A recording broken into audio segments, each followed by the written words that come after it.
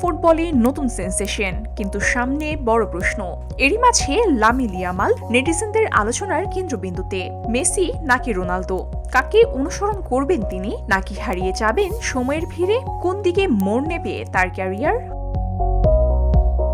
Injury, চাপ আর বিশ্বকাপের আগের অনিশ্চয়তার মাঝেই এক কঠিন বাস্তবতার মুখোমুখি এই তরুণ তারকা। সেল্টা ভিগোর বিপক্ষের ম্যাচের পর চোটে পড়ে মাঠের বাহিরে, আর ঠিক সেই সময়ই জীবনের সবচেয়ে গুরুত্বপূর্ণ বার্তা পেয়ে গেলেন তিনি।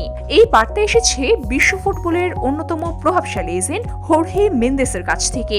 এক সরাসরি প্রশ্ন, তুমি কি মাঠের বাইরেও ক্রিস্টিয়ানো রোনালদো আর লিওনেল মেসির মতো হতে চাও, নাকি হারিয়ে যেতে চাও আলো থেকে অন্ধকারে? মেন্দেসের স্পষ্ট বার্তা, শুধু প্রতিভাই যথেষ্ট নয়, আসল লড়াইটা মাঠের বাইরে। সোশ্যাল মিডিয়ায় ইয়ামালের লাইফস্টাইল নিয়েও ইঙ্গিত দেন তিনি। বান্ধবীর সঙ্গে সময় কাটানো, এটা কি শুধু ব্যক্তিগত জীবন, নাকি ভবিষ্যতের জন্য একটা সতর্ক সংকেত?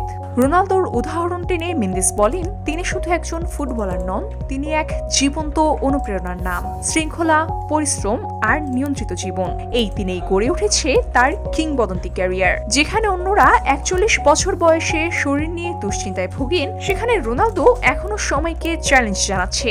এখানে ইয়ামালের জন্য পরিষ্কার বার্তা, খ্যাতি স্থায়ী নয়, প্রতিভাও নয়, স্থায়ী কেবল শৃঙ্খলা আর সঠিক সিদ্ধান্ত। ইন্টারভিউতে মেন্দেসের সবচেয়ে কঠিন সত্য, প্রতিভা কখনো নষ্ট হয় না, তারা হারিয়ে যায় কারণ তারা সঠিক পরিবেশ পায় না। এখন ইয়ামালের সামনে দুটি পথ, একটি কিংবদন্তিদের মতো শৃঙ্খলার, অন্যটি বিস্তৃতির অন্ধকারে হারিয়ে যাওয়ার। প্রশ্ন একটাই, কোন পথটা বেছে নেবেন লামিন ইয়ামাল? তার সিদ্ধান্তই বলে দিবে তিনি কি হবেন পরবর্তী মেসি বা রোনালদো, নাকি হারিয়ে যাওয়া আরেকটি নাম। VOD Bangla news desk.